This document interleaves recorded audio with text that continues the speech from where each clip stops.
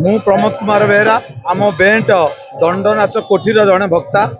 आमे जन्म नवा पूर्व आम ग्राम दंड नाचटी आरंभ हो आसी आम पूर्वज मैंने दंड नाचटी करते यही परंपरा विषय आमे किसी जानिबा पर आमे भी दंड नाचर पर्वटी आमे माने आरंभ करिचु। आम ग्राम प्रत्येक वर्ष दुई दुई थर ए दंड मिलन आरंभ होउची। आम ग्राम नंदपरिडा पर्सनाल भाव एभली एक आज दिन जो दंड मिलन आरंभ होती केवल आम गाँव नंदपरिडा ही आरंभ कर प्राय बहुत किसी ना 15-16 हजार खंडे लोक जनासनगम अच्छा दंडर नीति अनुसार एक्चुअली देखा गले आमर 21 दिन पानी तोला हुए प्रत्येक कोठी सुजा बुजा सरला जो कोठीर जी दिन सुझे 21, 19, 17, 15, 11, 9 एभली भाव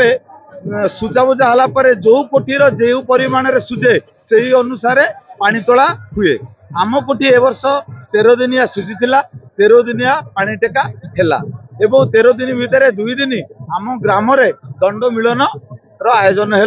यहाँ गोटे 8 रे होता गोटे 10 रे एभली भाव बहुत परिमाण लोक आसती। यहाँ पूर्वज यहाँ ये दंड मिलन 11 थर आम ग्राम आरंभ है। आज्ञा दंड ठाकुर कहले तांको विषय रे कहवाटा तो मो पाखे संभव नुहे किंतु दंड ठाकुर गोटे एभली भाव तांकर आशीर्वाद सबु जन प्रति अच्छी आपण विश्वास भी करें जी दंड नाचरे मिशिची जी दंड विषय जानी से ही अनुभव कर।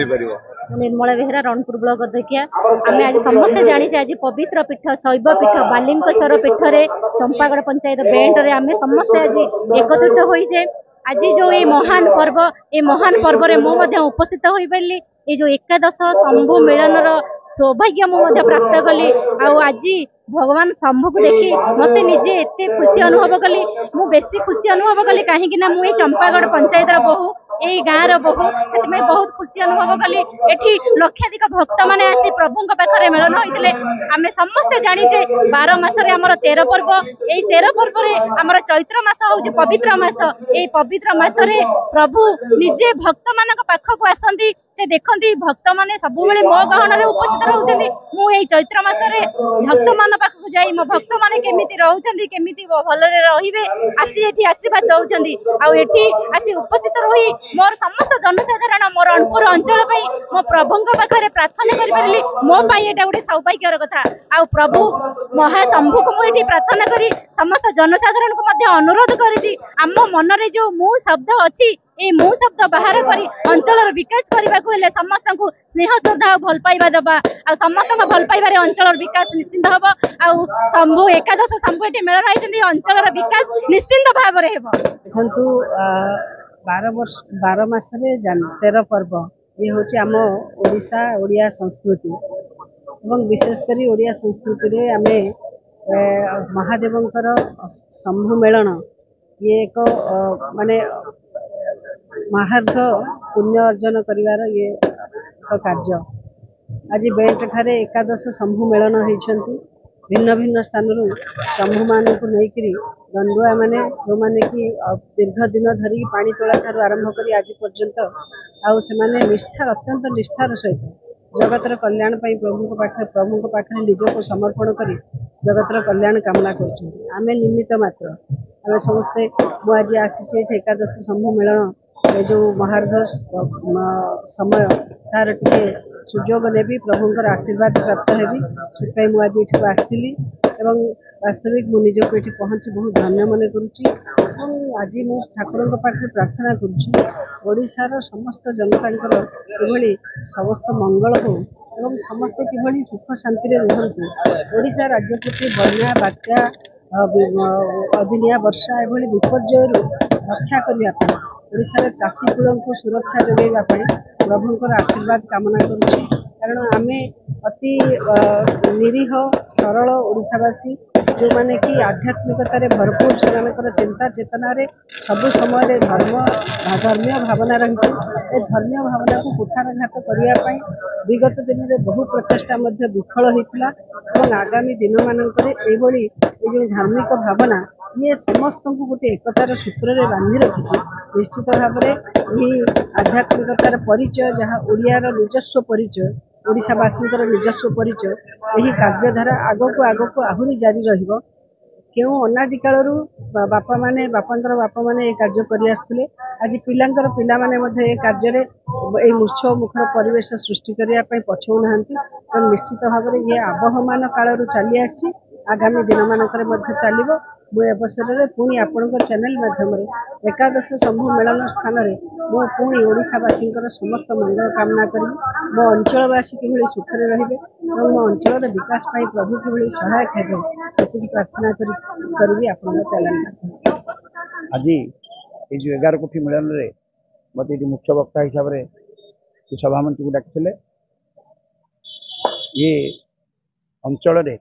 आज को दीर्घ दिन धरी ये जो 11 कोठी मिलन अष्टसंभ मिलन महासमारोह चली आठी आखपाख गाँव इंदुरपुर ठार आरंभ कर झाड़पड़ा मधुपुर कंधागढ़ चांदपुर जमादेपुर बेंड चंपागढ़ इत्यादि इत्यादि अनेक जगह समस्त श्रद्धालु माने भगता माने तांकर इष्टदेव बालुकेश्वर हंतु स्वप्नेश्वर हंतु नीलकंठेश्वर हंतु ईशानेश्वर हंतु मुक्तीश्वर हंतु जी हंतु से प्रभु शंकर भगवान को पाटबेतरे विजय करी आज ये जगार समस्त उपस्थित थे हजार हजार लोकों गहन में पूजार्चना चली मुख्य अतिथि हिसाब से मोर बाचस्पति मुख्य वक्ता हिसाब से बाकी अन्य सब वक्ता मान जो सम्मानित अतिथि से आज उपस्थित थे प्रवक्ता माने विभिन्न अंचल प्रवक्ता माने भी आसते तो प्रवक्ता माने अति सुंदर भाव में ये आंकरिंग करते प्रभुंर शिवतत्व उपर विशेषकर बहुत बहुत कथा प्रवक्ता माने कहते अति सुंदर परिवेश बन्याड़ परिवेश ये मो कह ये अंचल किसी महत्व अच्छी जहाँफल प्रतिवर्ष ये अंचल प्रभु ही एकत्रित होता तेणु ये एक खुशी कथा गौरवर कथा। देवप्रसाद पट्टनायक युव समाजसेवी बेंट आमर 11 कोठी ठाकुर आसी अरिसल बांक नदी देव आसी चांदपुर ईशान्येश्वर देव मुक्तेश्वर देव सुंदरपुर एवं कंदनागढ़ ईशान्येश्वर देव चंपागढ़ स्वप्नेश्वर देव एवं हटकेश्वर देव आसी सहित नीलकंठेश्वर देव झाड़पड़ा आसते सहित मधुपुर कमलेश्वर देव आसी सहित नालसिंह हटकेश्वर देव आसी तेणु 11 कोटी ठाकुर महामिलन होता ये थानपति बेंटर बाबा बालुकेश्वर देव ये तेणु ये हूँ गोटे भाईचारार पर्व ये दंड जात्रार पर्व एटी आमर बेंटर भाई तथा आम चंपागढ़ पंचायत समस्त लोक ये उपस्थित रही बहुत प्रवक्ता ये आसी जो यार जो गोटे सार कथा अच्छी जो से दीर्घ 15 दिन 16 दिन जो कष्ट संभाली भगता माने जो कष्ट करी उपवास रही जो सिद्धि लाभ करने भगवान ठारू ये हूँ गोटे माध्यम एवं भगवान शिव यही समय आसती मर्त्यधाम को आसिक समस्त को आशीर्वाद दियंती एवं समस्त को कहते तुम्हें भल मनीष हुआ समाज में समस्त शांति प्रिय चिंता कर यह सब कहवाई भगवान आसी